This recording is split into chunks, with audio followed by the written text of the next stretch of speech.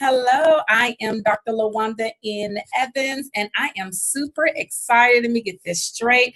I am super excited today because today I am going to talk to you a little bit about the 7 principles for making marriage work. I'm going to give you an overview of the 7 principles. And so this is really just going to give you information about what the 7 principles are, what they look like, how they can help you. And I'm going to share my screen with you so that you can actually view the PowerPoint as I actually go through.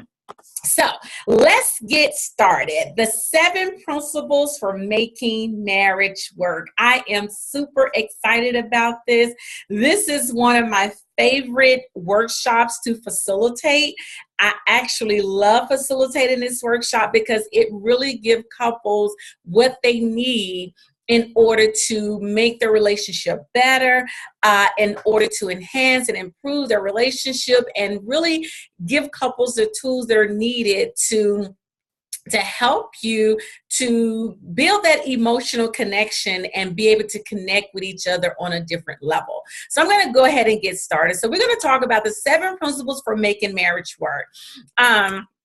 The 7 principles for making marriage work is based on the book, The 7 Principles for Making Marriage Work. This book was written by Dr. John Gottman and Nan Silver. So within this particular research, they found what makes marriages succeed and what makes marriages fail. I like to say relationships as well, simply because some people don't desire to be married. They just desire to be in a long-term relationship, and that is perfectly fine. But these principles work with if you're in a long-term relationship or if you are married.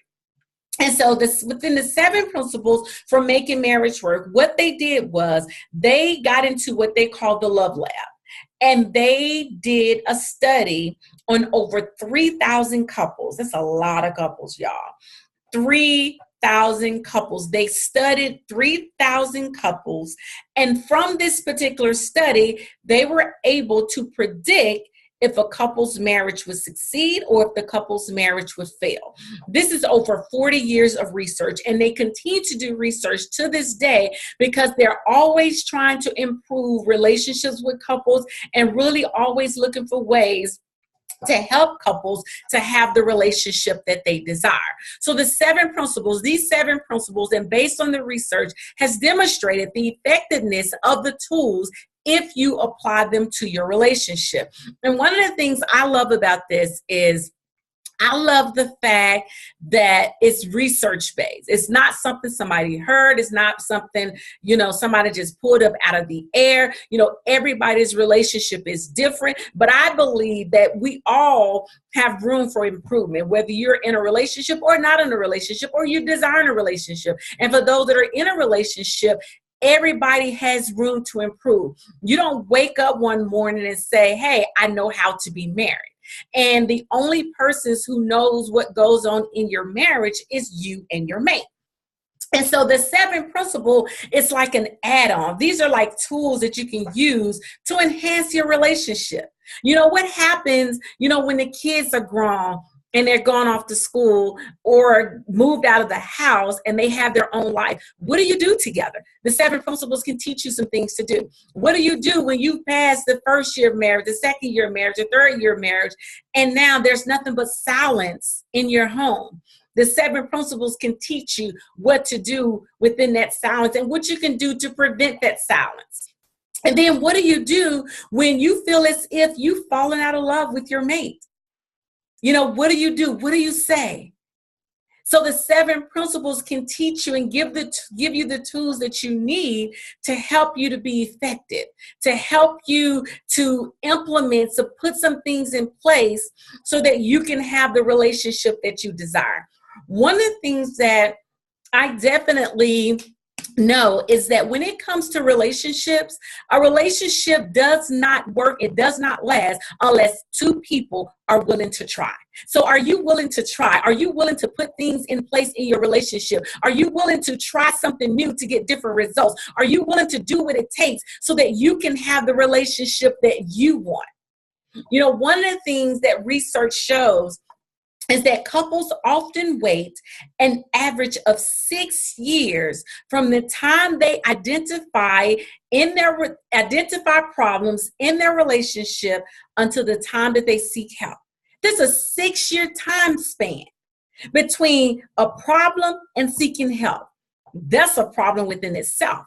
Why not get the tools that are needed to help you? If you choose not to go to couples counseling, that's fine.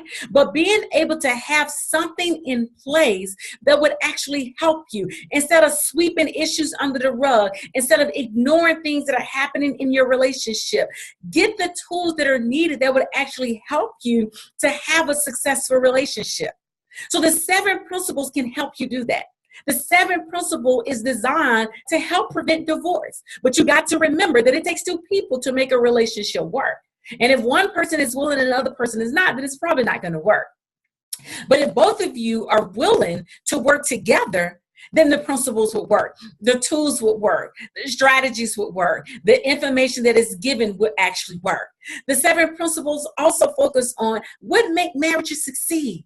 Being able to look at what makes marriages succeed. Why not get information from a research-based program that teaches you what makes marriages succeed? Because in their research, they use real couples. They use real couples to help them to be able to identify what makes marriages succeed and what makes marriages fail. Why not get the tools that are needed to help your relationship succeed? Remember, there's no manual, there's no book on how to be married. We just go to the altar and get married. We get a piece of paper and get married. So why not get the tools that are needed to help you to build a relationship that you want? And then the 7 principles are connected with trust and commitment. Without trust and commitment in your relationship, there is no relationship.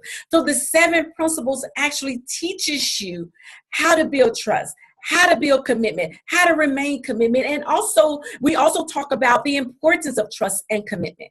And then the last thing the 7 principles does, it teaches you how to build a strong, satisfying, and meaningful relationship. How many of you want a strong relationship? How many of you want a satisfying relationship? How many of you want a meaningful relationship? We all do.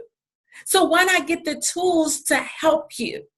Why not get the tools that would teach you how to have a strong relationship, how to have a satisfying relationship, how to have a meaningful relationship?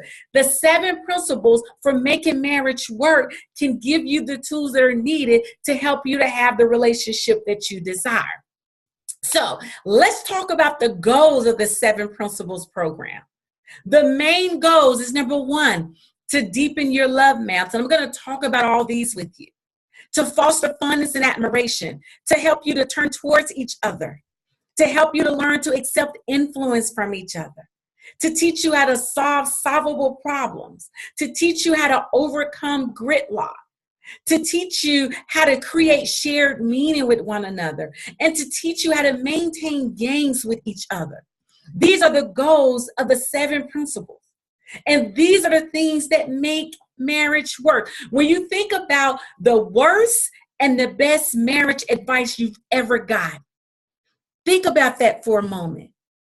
How much of the advice that you've gotten have been related to building friendship and love and respect for each other? How much of that advice talks about sharing goals and having a shared purpose and deeper meaning for your relationship as well as for each other? How much of that advice has been given to you has really focused on intimacy, emotional connection? Well, that's what the 7 principles does. The 7 principles for making marriage work are: enhance your love maps, as I stated before, which is a goal. Nurture your fondness and admiration. Turning towards each other instead of turning away. Letting your partner influence you. Being able to solve solvable problems. Being able to overcome gridlock. And I'm going to talk a lot about that. And then being able to create shared meaning. These are the 7 principles to making marriage work. If you apply the tools, your marriage, your relationship will get better and things will work. But you got to remember, it takes 2 people willing to work. And it also takes consistency. Don't think that the tools that you're going to be taught in the 7 principles workshop are going to cause your relationship to change overnight. No, it's going to take time. Because it takes 2 people who are willing to work together and willing to put in the work that it takes in order for the relationship to grow. So let's talk a little bit about principle number 1, enhance your love maps. And I love this one. I think I love them all. But principle number 1, enhancing your love maps. That has to do with being intimately familiar with each other, knowing relevant information about each other, remembering major events in each other's history, and being able to update each other as you and things in your world change. How many of you take time to update each other? How many of you take time to sit and talk to each other about where you are now? You have to remember, you're not the person you were when you first got married. Some of you not the person you were yesterday. So how much time do you spend updating each other on the changes that have gone on in your life personally that you need to share with your mate? How many of you are so intimately familiar with each other where you know almost everything about one another and you can probably almost finish each other's sentence? This is what principle 1 is all about. It's all about building a deep friendship with each other. It's all about learning each other all over again and continuing to learn each other. So that's principle 1. Principle 2, I'm going to get into principle 2, but before I do that, did you know that if couples don't start off with a deep knowledge of each other, it's easy for your marriage or your relationship to lose its way? Nobody wants that. So when you have a deep understanding, a deep knowledge of one another, it helps you. It helps you to be better prepared and being able to cope with stress and conflicts. When you know each other so well, it's easy for you to navigate through stress. It's easy for you to navigate through conflicts because you have a deep understanding and knowledge about and for one another. And that's what principle 1 is all about. So when we talk about principle 2, and I love this one too, I told y'all, I like them all. Principle 2 is about nurturing your fondness and admiration. What does that mean? That means being able to cherish one another. Men and women both like to be cherished. Women, they may not tell you, but men like to be cherished too. Men like to feel wanted and accepted and appreciated. And women, we like to feel loved and appreciated and not taken for granted. So nurturing your fondness and admiration is about cherishing each other. It's about honoring each other and respecting each other.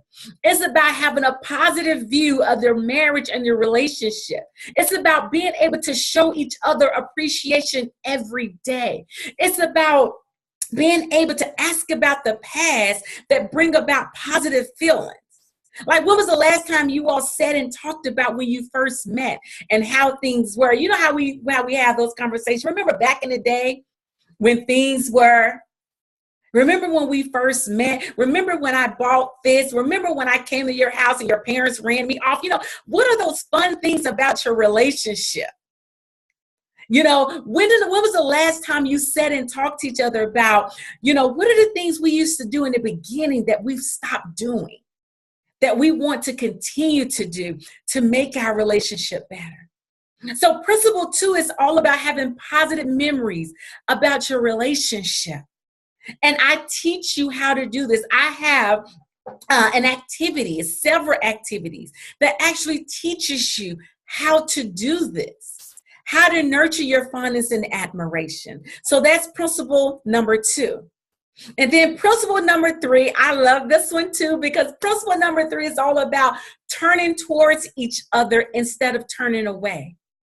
Principle number 3 is really about, you know, having small moments of connection, being able to build trust and an emotional connection with one another, being able to give each other attention and being helpful and not taking each other for granted. You know, how many times have you sat and really gave your mate your undivided attention without having your phone, without being on Facebook, without doing something else, without washing dishes, without tending to the kids, but just sit and engage in each other's eyes and look at each other and give each other undivided attention while you're talking? That builds small moments of connecting. That builds emotional connection. And so I'm going to talk about that more at the seminar. We're going to talk a lot about principle 3, and I'm going to give you things you can do to help you do that. And then principle number 4 is another one of my favorites. Principle number 4 is about letting your partner influence you. Sometimes this is the hardest thing to do, especially when you are a what? A boss. Sometimes it is so hard to let your partner influence you. And I like to tell couples, letting your partner influence you doesn't take away from who you are as an individual. Letting your partner influence you says, I honor and I respect you. Letting your partner influence you is being able to accept influence from each other, being able to influence decision making, being able to take each other's opinions and feelings into account, being able to share power and decision making in your marriage, being able to find common ground. It's really about loving, honoring, and respecting each other's differences. And respecting each other's feelings and opinions. There's nothing wrong with that. It actually builds connection and builds an emotional connection to be able to do that in your relationship. It shows your partner that you appreciate him or her. It shows your partner that you honor and respect them. Letting your partner influence you. Principle number 4 is very important in your relationship. And I have activities that actually teach you how to do this. And you will actually be able to do this in the workshop. I have an activity where you're going to work together and you're going to have to allow each other to influence each other and really see how it feels to share power and to share decision making in your relationship. So that's principle number 4. And then principle number 5. Principle number 5 is all about solving your solvable problems. Did you know that there are problems that are unsolvable? You know, solving your solvable problems is about having a soft startup, being able to talk about what you need in such a positive way. I need, I feel, I want. Being able to be positive and avoid criticism, being able to take responsibility, being able to complain but not blame, being able to use I statements. I feel extremely happy when you take out the garbage. Or it would make me feel happy if you take out the garbage. And what I need from you is for you to take out the garbage every Tuesday. That would really make my day. Being able to have a softened startup when you talk to each other. Being able to, de-escalate conflict in the relationship. And then being able to soothe yourself and soothe each other. And that basically means being able to calm yourself and calm each other. And being able to negotiate, to accommodate one another. And that has a lot to do with compromising. Being able to share how you feel in such a positive way that it doesn't come off as criticism or defensiveness, but is a softened startup and is very positive. Focusing on how you feel and what you need and what you would want. And I actually have a process that I teach you at the seminar that actually helps you to put this in motion, actually helps you to implement this in your relationship so that you can de-escalate conflicts in your relationship. So that's principle number 5. And then principle number 6, and I'm going to go over perpetual problems a little bit later. But principles number 6 is all about overcoming gridlock. And overcoming gridlock has a lot to do with perpetual problems, because perpetual problems are those problems in your relationship that you just cannot solve. You don't have to solve a conflict for your relationship to thrive. Perpetual problems lead to gridlock. Perpetual problems are basically those problems that cause you to be stuck. Those are those problems where it seems like you just cannot compromise. And when we talk about gridlock, it's difficult for you to understand each other, respect each other, because you're stuck. And so the goal of overcoming gridlock is to really help you to discuss the goal, discuss the issues without hurting each other. You know, I'm going to teach you how to do this. I'm going to teach you how to discuss an issue that's been going on in your relationship without hurting each other. You know, when you become gridlock, you're having the same argument over and over and over and over again. Think about the arguments that you keep having. It's a perpetual argument. It's an argument that you probably can't even solve it. But the goal is to help you to discuss it without hurting each other. And if it's possible, to get you to compromise. And we'll talk about that as well at the seminar.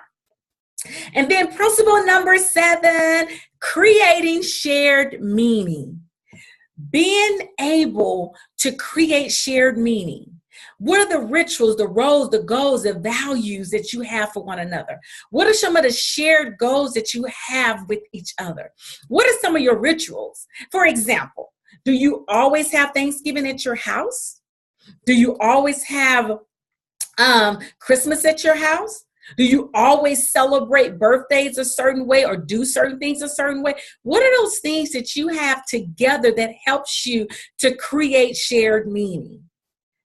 What are some values that both of you are? You know, when we enter into a relationship, we come into a relationship with values from our families. We come into a relationship with values from our loved ones. But what are the values that you've created with each other? Same thing as rituals. What are the things that you have created with each other? I know for me, my family, every Thanksgiving, we spend Thanksgiving together. No questions asked. Everybody is at somebody's house for Thanksgiving. We rotate home and we celebrate Thanksgiving together.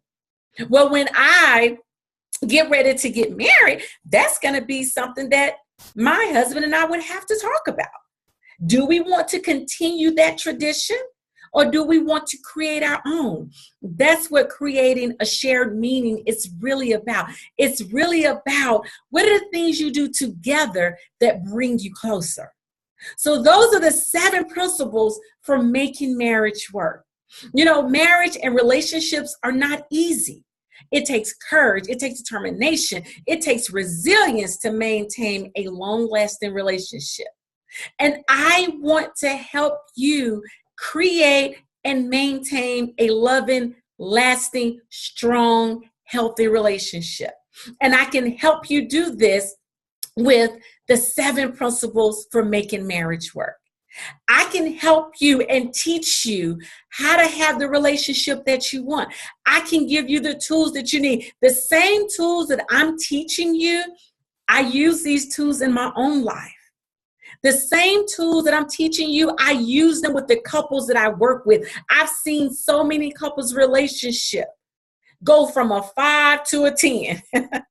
I'm not gonna go any lower than a 5, but I've seen people's relationship be transformed and changed because of the 7 principles, because they said, you know what, I'm willing to do this. We're willing to work together. We're willing to implement what you're teaching in order to help us to have the relationship that we want. And so I'm Dr. LaWanda N. Evans, and I want to help you. You can reach out to me at 972-855-8947. I'm going to take the PowerPoint back to the beginning, but you can reach out to me for more information. I would love to work with you. I would love to help you to build a relationship that you actually want. I want to help you enhance your love maps. I want to help you nurture your fondness and admiration. I want to teach you how to turn towards each other instead of turning away. I want to teach you how to let your partner influence you. I want to help you solve your solvable problems. I want to help you overcome gridlock. And I want to help you create shared meaning in your relationship. And the 7 principles can help you. The 7 principles can actually help you have the relationship that you want. And I want to help you do that. I am so passionate about couples being able to have the relationship that you want, being able to maintain your relationship, and really being able to strengthen your relationship. That's my passion and that's my desire. If you feel that something that I've said in this webinar has touched you, has sparked an interest in you, and you really want to work at your relationship, I want to encourage you to register for one of my 7 principles for making marriage work seminars that is actually held here in Dallas, Texas. My next seminar is going to be held July 14th, 2018. I have another one coming up September 29th, 2018. I'm going to have another one coming up February 9th, right before Valentine's, 2019. And I'm going to have one coming up March 16th, 2019. You can visit my website at www.drlne.com for more information. The information is on my website. You can visit Eventbrite for this information as well.